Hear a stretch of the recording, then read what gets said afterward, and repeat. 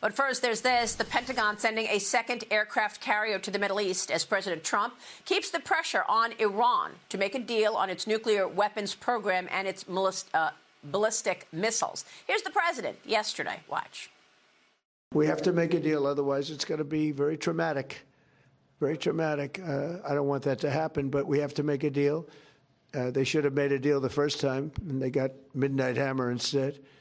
And this will be very traumatic for Iran if they don't make a deal. Look, if they don't make a deal, then it'll be a different story. But we had a very good meeting yesterday with Bibi Netanyahu, and he understands. But it's ultimately up to me. If the deal isn't a very fair deal and a very good deal with Iran, then it's going to be, I think, a very difficult time for them.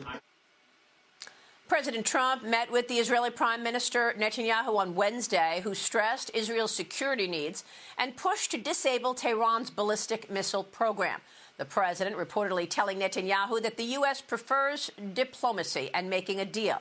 Joining me now, a major figure in U.S. relations with the Middle East, a four-star general who served more than 37 years in the military, 6 consecutive commands as general officer, including command of the surge in Iraq, CENTCOM, and the coalition forces in Afghanistan.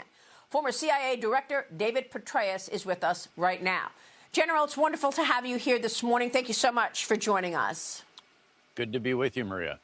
And I want to begin right there in terms of Iran. How would you assess the situation today? Do you believe Iran has been deterred?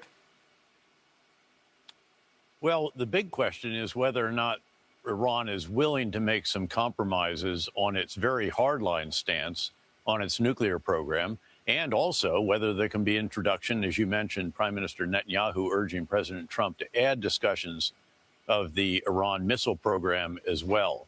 The next round of talks is being scheduled. They had one already, as you will recall.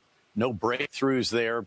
Apparently a positive conversation in some characterizations, but certainly no budge by Iran on its nuclear program. And given the hardline ideologue supreme leader, it's not clear to me that they really are going to recognize the reality with, in a few days, 2 entire aircraft carrier task forces in and around Iran. You have other assets that are in Jordan, refuelers in Qatar. B-2 bombers, of course, can fly all the way from the United States and drop their bombs as they did on the final day of the 12-day war. So the question is, and the president captured that, will they be willing to negotiate seriously, or are they going to have to face very, very considerable military strikes by the United States? And do you recommend that in terms of those strikes? You know, the people of Iran are pleading with the president to get involved here. And the president recently said help is on the way. Should we expect that things are going to escalate? They will, unless, again, Iran shows flexibility that it has not been willing to show so far in the latest negotiations. They know what can be done to them. You know, they're basically defenseless. At this point, Maria, they've lost all of their air and ballistic missile defenses. The Israelis took those out with the F-35s that we'd provided them earlier. We hammered their nuclear program. The missile program is dramatically degraded, although that deserves some more military attention because the Iranians have been trying to rebuild that in the months since the 12-day air campaign. So, again, the choice is pretty clear. They either make some significant compromises on the nuclear program, ideally also on their missile program, and even some of their support for the proxies, the nefarious proxies in the region, Hezbollah, Hamas, and others, or you were going to see the U.S. military in very, very substantial capabilities demonstrated to Iran. And I'm sure that it will be quite an inclusive strike. It'll go, and again, anything that's left of the nuclear program, the missile program, the retaliatory capabilities, I would hope even including the boats that can lay mines in the Strait of Hormuz, which is a concern. And keep in mind, by the way, that the Gulf states, they're a bit apprehensive about this. They're actually cautioning. They're doing quite well in a number of different respects, and they're a bit worried about the instability that could result from this. But again, I think the choice is quite stark. It's up to the Iranians to make a decision. If they do not show seriousness of purpose in negotiating on the nuclear program, they're going to be on the receiving end of an awful lot of military power. And that is exactly what I was going to ask you next about our allies in the Middle East. President Trump has strengthened those relationships. What are our allies saying right now about this tension spiking with Iran? I mean, I feel like it's an easy one for the Iranian leadership to just say we won't support these dangerous proxies, but they haven't said that. So what about those relations in the Middle East? What does President Trump need to understand right now about how they're feeling? Well, he has heard from them. They have conveyed, again, I'm talking really about the core countries in the Gulf Cooperation Council, the GCC states. They're a bit apprehensive about this. They're actually in a very good situation. In the 2 years since the horrible 10/7 attacks by Hamas on Israel, Hezbollah has been dramatically degraded in Lebanon. Syria is no longer an ally of Iran. The Shia militia in Iraq are basically on a knee.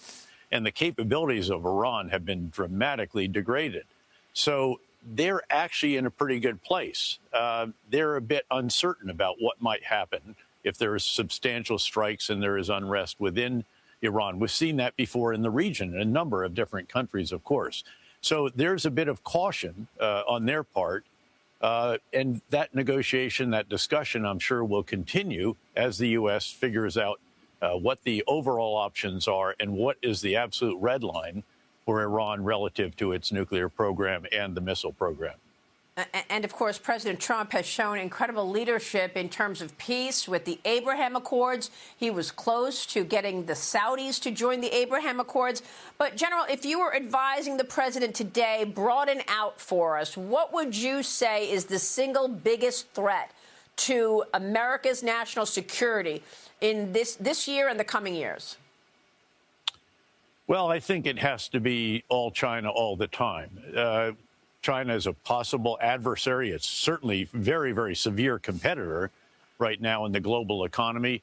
It's heartening to see that the two presidents met back late last year in Korea.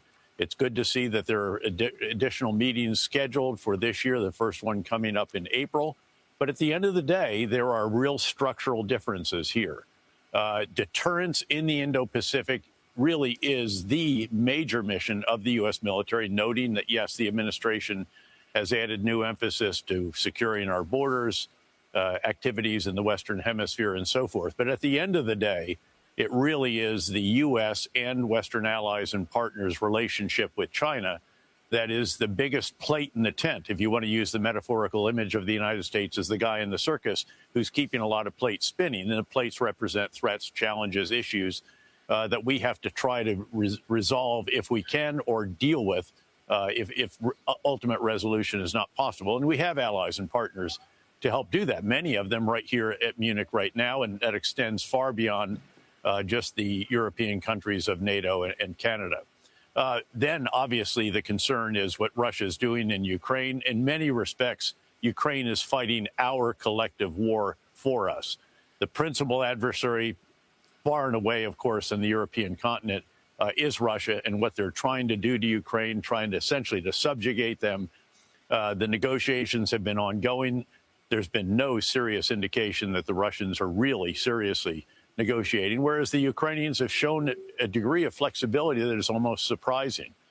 So, again, I think if you look globally, first acknowledging that there are more threats and challenges and they're more complex and dynamic than at any time, certainly since the end of the Cold War, if not the end of World War II. But really the plate that's bigger than all the others in that tent is the plate that represents the U.S., China, and also with our Western allies and partners relationship. Then you'd start to focus on Russia. Absolutely. And that is one reason the president is calling for a $1.5 trillion defense budget in 2027. One reason he's been talking about the Golden Dome, perhaps built partly on Greenland.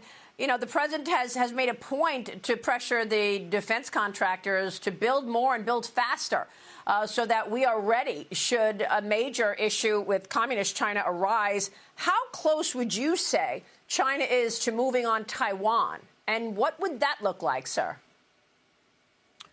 Well, you know, you can de-risk a lot of things in the world. In fact, I do that in the business community, as you know, chair of the KKR Global Institute. And we identify geopolitical risks, and we often in anticipation of something happening, such as the invasion of Ukraine in 2022. We'll actually de-risk our portfolio. It's really hard to de-risk confrontation between the United States. Right now, again, it is severe competition. And what we have to do is make sure that that does not turn into actual military conflict. That would be disastrous for the global economy. And again, it's something that would affect every country and every sector of the global economy. So the key is deterrence. And deterrence is a function of two elements: potential adversaries' assessment of your capabilities on the one hand, and your willingness to use them on the other. And we have to ensure that they are rock solid.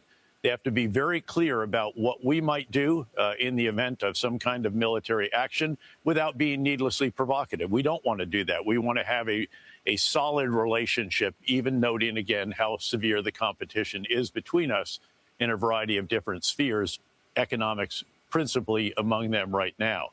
But then when it comes to our forces, we've got to really pick up the pace. And that's the reason for pushing our industrial complex in the United States to get back to the arsenal of democracy that it was that helped us win in World War II and helped our allies as well.